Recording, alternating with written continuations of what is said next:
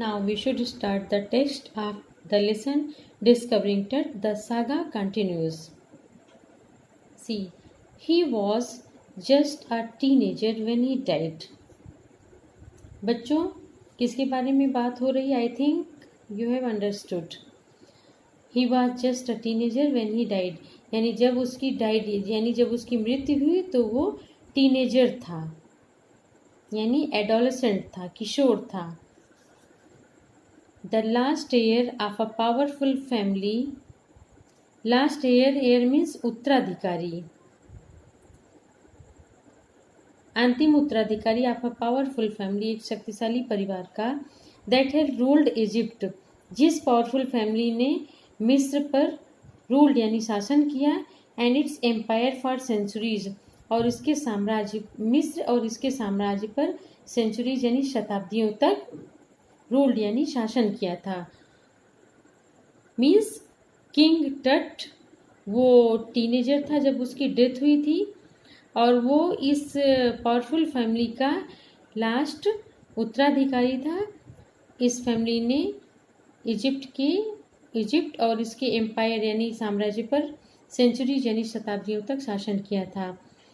He was laid in rest, उसे आराम से रखा गया. लेड इन रेस्ट यानी आराम से रखा गया. लेडन यानी ढका हुआ. विद गोल्ड यानी सोने से ढका हुआ. एंड इवेंचुअली फॉरगॉटन, और भुला दिया गया और लोग उसे भूल गए. Since the discovery of his tomb in 1922, चूँकि उसकी tomb, since the discovery of his tomb in 1922, उसकी टॉम्ब की डिस्कवरी के जब 1922 में हुई थी. The modern world has speculated about what happened to him. बेटा, जब उसकी टॉम्ब की 1922 में डिस्कवरी हुई तो मॉडर्न वर्ल्ड को आश्चर्य हुआ कि व्हाट हैपेंड टू हिम, कि उसे क्या हुआ था. With murder being the most extreme possibility, और मर्डर यानी हत्या को अधिक पॉसिबिलिटी माना जा रहा था, कि लोगों ने सोचा कि इसका मर्डर हुआ होगा, इस राजा का. Now living his tomb for the first time, अब इसकी टॉम्ब को पहली बार छोड़ते हैं. इन ऑलमोस्ट 80 ईयर्स, 80 साल में पहली बार उसके टॉम्ब को छोड़ते हैं. टट हैज़ अंडरगॉन मीन्स 80 साल में पहली बार टॉम्ब से निकलकर टट हैज़ अंडरगॉन, टट गए आ सीटी स्कैन, टट का सीटी स्कैन हुआ. दैट ऑफर्स न्यू क्लूज, जिससे कि न्यू क्लूज यानी संकेत मिलते हैं. अबाउट हिज लाइफ, उसके जीवन के बारे में. एंड डेथ, और मृत्यु के बारे में.